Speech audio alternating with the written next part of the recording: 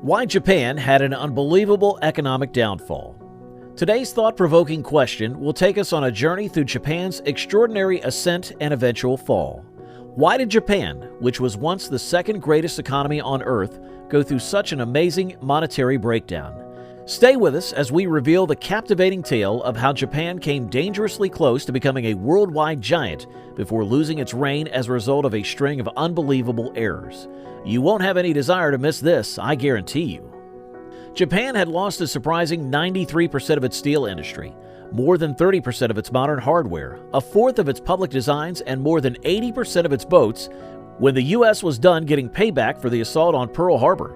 With major towns in ruins, a collapsing GDP, and a worthless yen, the destruction was severe.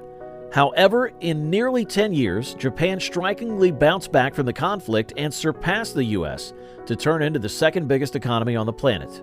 Japan's post-war economic miracle refers to the years between 1953 and 1971, a time when the country saw strong and consistent economic development. So how did Japan manage to make such a remarkable recovery?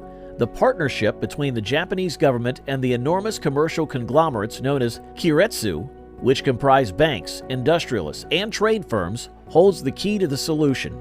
Japan was able to move away from labor-intensive sectors and become the world's top exporter of consumer electronics, steel, ships, and automobiles thanks to the government's innovative role and the might of the keiretsu. Through a program known as window guiding, the Japanese government played a significant part. They selected industries with long-term success potential and recommended banks to assist businesses in such industries by offering loans and credit. Japan also drastically cut taxes and tariffs, promoting a more liberalized economy and opening up access to foreign technologies. With the help of these tactics, Japanese businesses produced superior technology and dominated the world market. We can't limit the commitment that the U.S. played to this accomplishment, notwithstanding the way that the public authority of Japan is probably going to get most of the acknowledgement for the quick financial improvement of the country.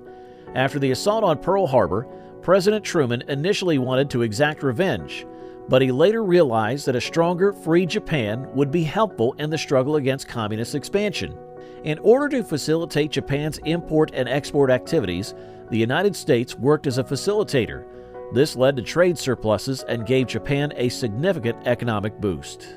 Despite this, Japan's economic success ultimately played a role in its downfall.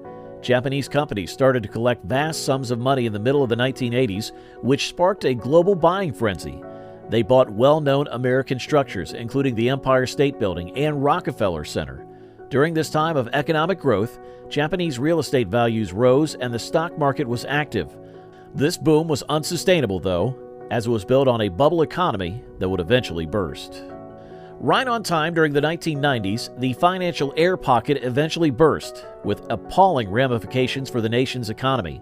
Land costs fell definitively, the securities exchange dove, and thus the Japanese economy came to a total end.